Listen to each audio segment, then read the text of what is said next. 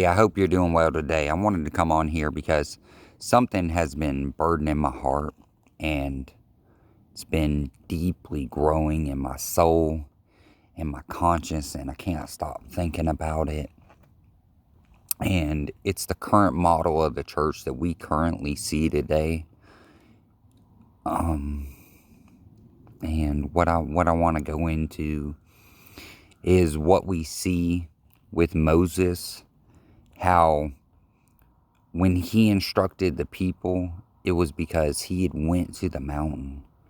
He had received direction from God himself. God himself come and made himself known to him. Said, instruct your people like this.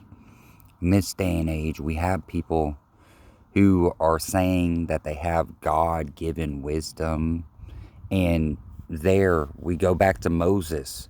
And it says, do not take the Lord's name in vain. And here we are saying that we have stuff from the Lord. And that didn't come from the Lord.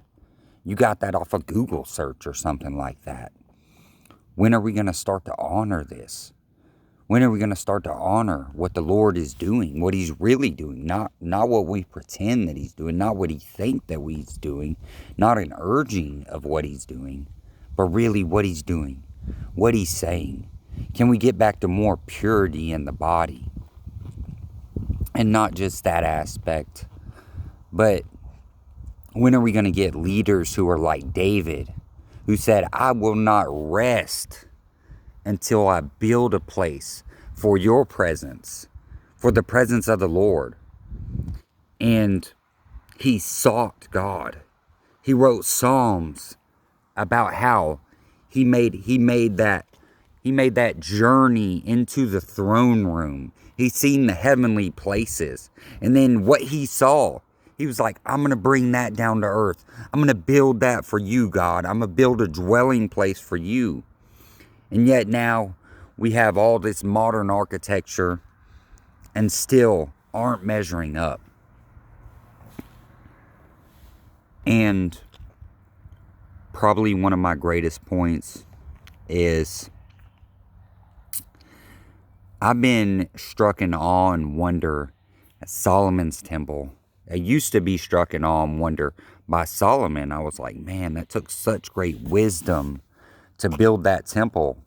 And God, if only you could grant me the wisdom that you gave Solomon. But when I go to study deeper, I realize that just what I said, it was David that got the instructions and gave them to Solomon. But not just that.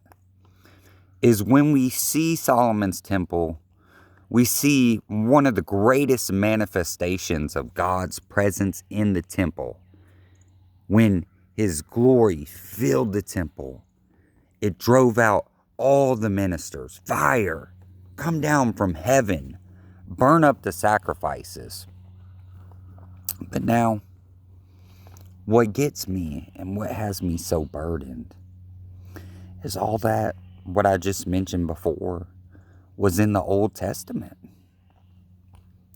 And what my deep, deep longing is I don't think that Jesus died so we could have subpar to what they experienced in the Old Testament.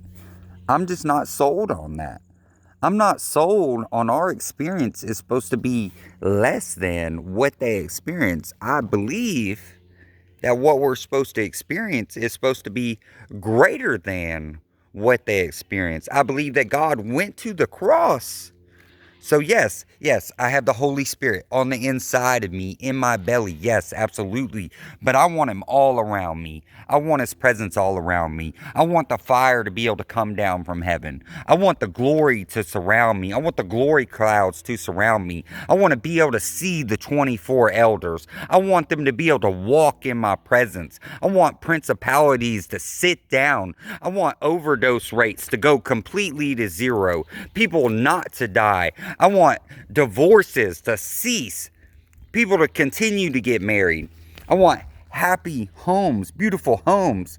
I know that they said in the days of Solomon that the reason his kingdom was the way that it was because that there was peace in the land. And where there's God, there's perfect peace. Where there's God, there's love. And it says that it casts out all fear. All fear. I want to know what that feels like. I'm not... Yes, there are many churches out here that are in the midst of a move of God. They're at the peak of seeing things, but there's much more underneath the surface. And I'm just not satisfied. I'm just not satisfied with what we currently see today. And I'm not sold that Jesus died so we could live a subpar life, so we could have a subpar church. I believe that there is power that will come back to the church, and I want to experience that same power.